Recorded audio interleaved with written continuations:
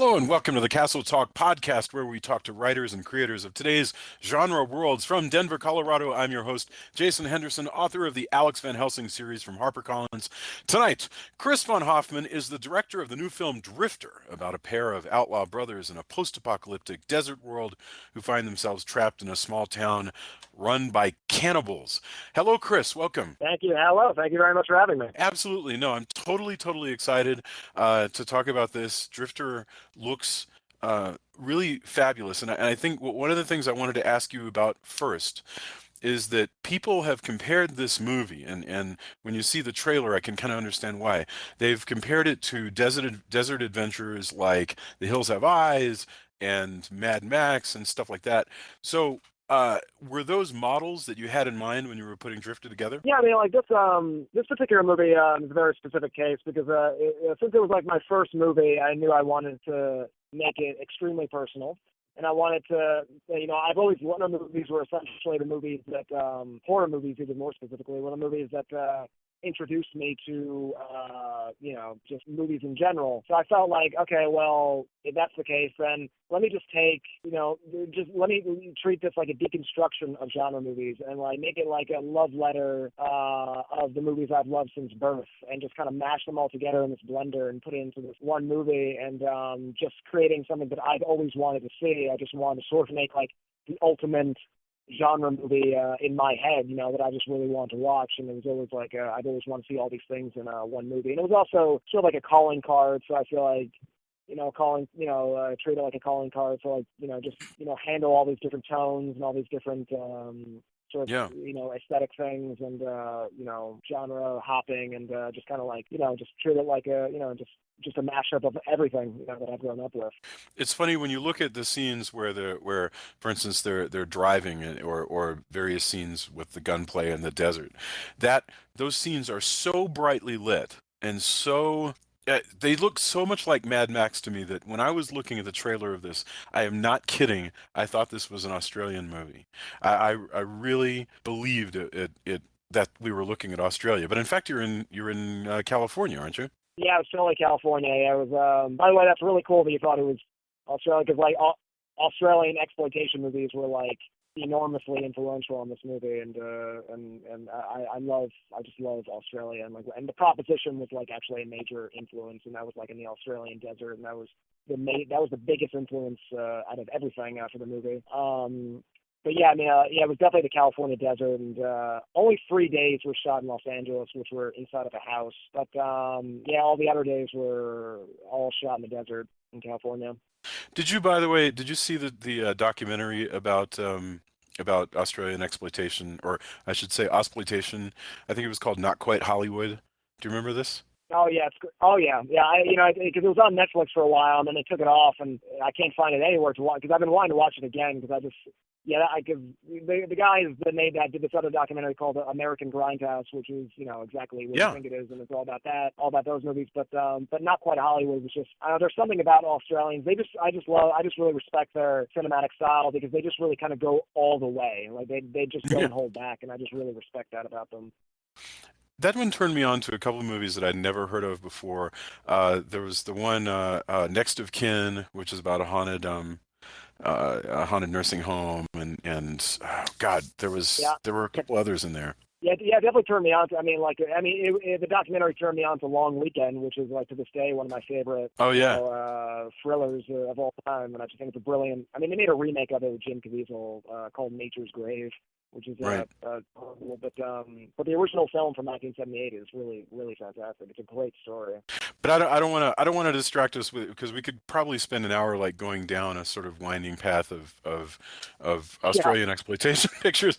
But okay, so you wrote this script. I'm curious how many versions of the script you went through before finally, because when you're directing your own script, it seems to me you have a lot of freedom to kind of let things go and to make changes.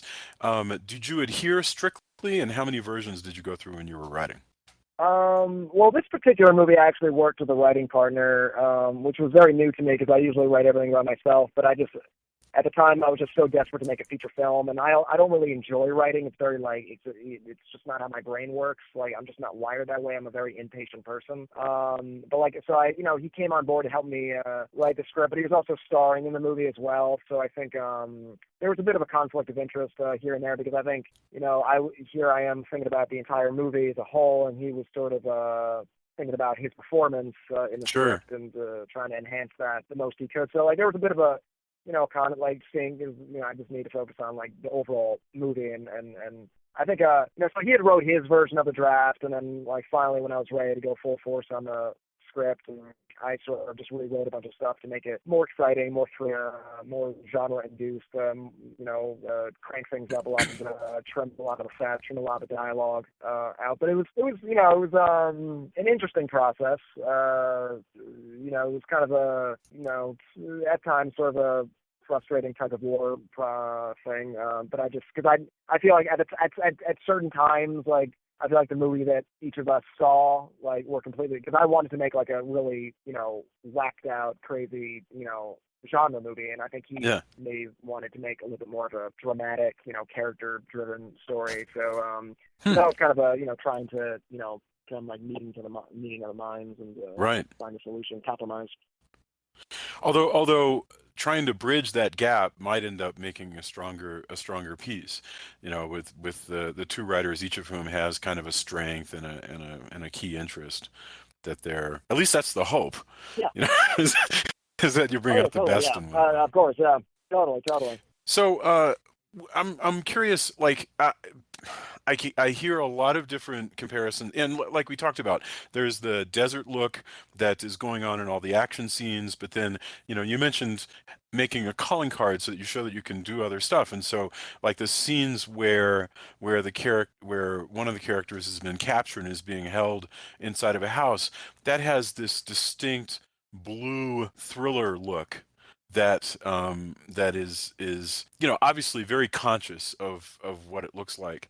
There's a lot of homages. Can you tell me any more, any other like calling cards, or that's the wrong word, like Easter eggs that are thrown in here?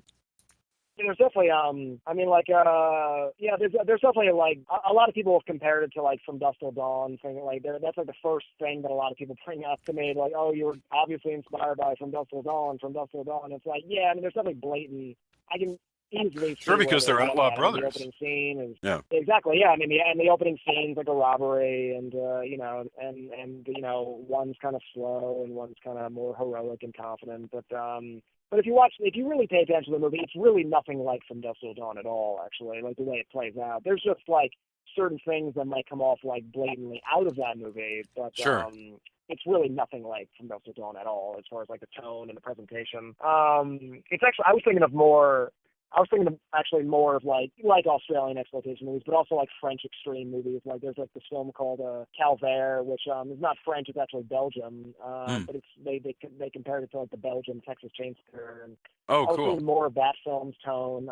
And also this film called Martyrs, which is a French film as far as like their that kind of structure.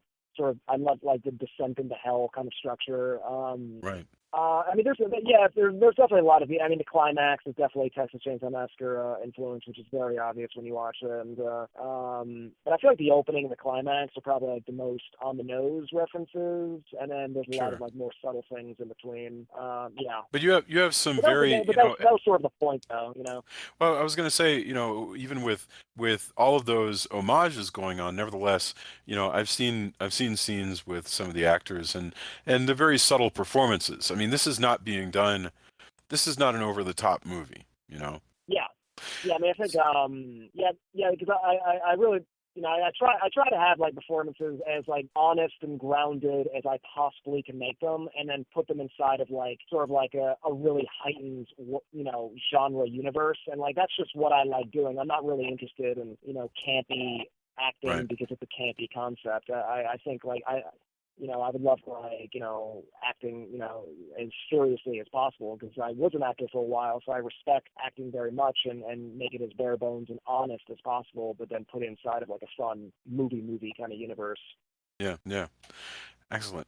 Okay, so tell me about where we can see the film. Well, it's doing like a sneak preview pre-screening at UCLA on February 23rd, which is a Thursday night at 7:30 p.m. and it's free. And then the next night on February 24th, it begins its week-long theatrical run in Los Angeles at the Arena Cinema on Hollywood Boulevard, which is right the Egyptian Theater. And then on February 28th is when it goes to video on demand and iTunes in Canada and U.S. And then March it goes to Germany and the UK, and then later in the summer it goes to the Middle East, and it's currently on DVD in Australia right now.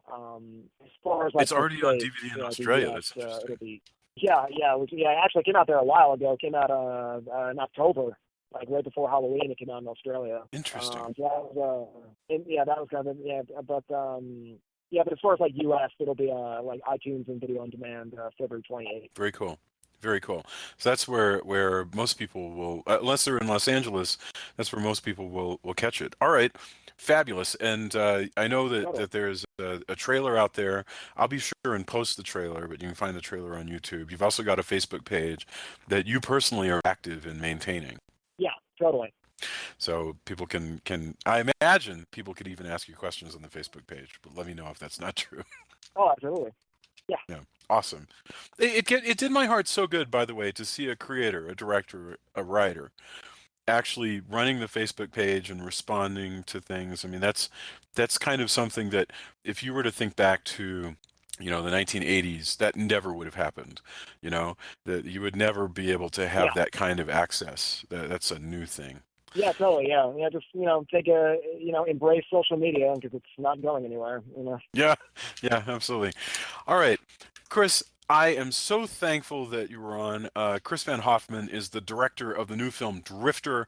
You can find it, all around the world. It's going to be out, but it releases later in February on video on demand after a limited theatrical run. We're totally excited about it. I'm telling you, this thing looks like Mad Max, and then it doesn't, and it gets scarier. So, Chris, thank you so much for being on. I really appreciate it. Thank you so much for having me, man. Absolutely. Have a great afternoon. I'll talk to you soon. Bye. Take care.